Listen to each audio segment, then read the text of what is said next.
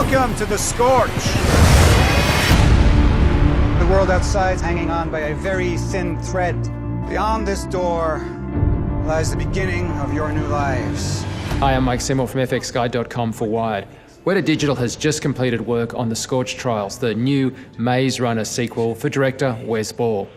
Now, this film has about twice the budget of the earlier film, but initial box office indicates that money was very well spent. In the sequel, Wes Ball has a much broader and bigger canvas to paint on. In the first film, the story kind of meant that we would never actually see everything, well, not until the end. But in this film, our heroes see virtually nothing but vast horizons and huge empty cities. Typically, environment work or set extensions are built with almost like kit componentry that's then textured. What's fascinating about this film is how Weta built and textured this mythical post-apocalyptic city. Now, we only ever see the city destroyed, but to get the accurate ruins, Weta built normal buildings and then ran a series of destruction simulations on them. So we have not just some 3D modelled rubble or some bent reinforcing, but sort of plausibly accurate destruction. The debris in these shots actually fell there. It wasn't just placed by an artist. And this is really unusual. Normally, visual effects companies are paid to make and film the destruction of cities, not to destroy everything beforehand accurately and then just only show us the desolate results afterwards. Not only were the buildings all accurately modelled, but there were no matte paintings, not even for the distant ruins, at the insistence of veteran VFX supervisor Richard Hollander.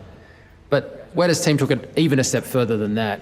All the buildings are unique, they're not just copied and pasted, they're all there in the same environment, all correctly reflecting light and shadowing each other as they would, thanks to Weta's new Manuka renderer.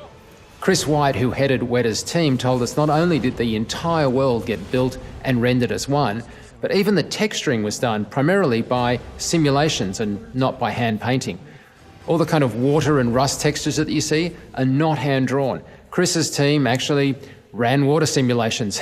Not that you'll actually get to see them, of course. And all the kind of flapping cloth and plastic, you guessed it, they encased each building in some kind of giant sort of sock cloth simulation. And then the cloth caught on only those parts of the building that cloth would catch on.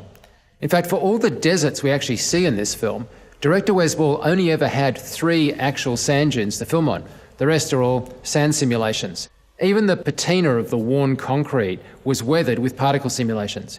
Basically, if this city ever got built and then deserted, this is a vastly accurate simulation of what it would actually look like. The environment work then extended to inside the building, where the underground sewers are home to the zombie-like cranks. Although the lesser infected souls above ground were basically done with physical makeup by ADI, the really evil cranks below were fully CGI motion captured, with double-jointed circus actors providing the motion. They were then modelled with a cross between some kind of vine-like vegetation and a horrendous real disease that Chris White found online called subcutaneous horn. And trust me, do not Google images of that. In the end, of course, most of our gladers survived, but there is always that third film that Wes Ball is about to go into pre-production of as we speak. Well, please subscribe for more behind-the-scenes action. I'm Mike Seymour for Wired.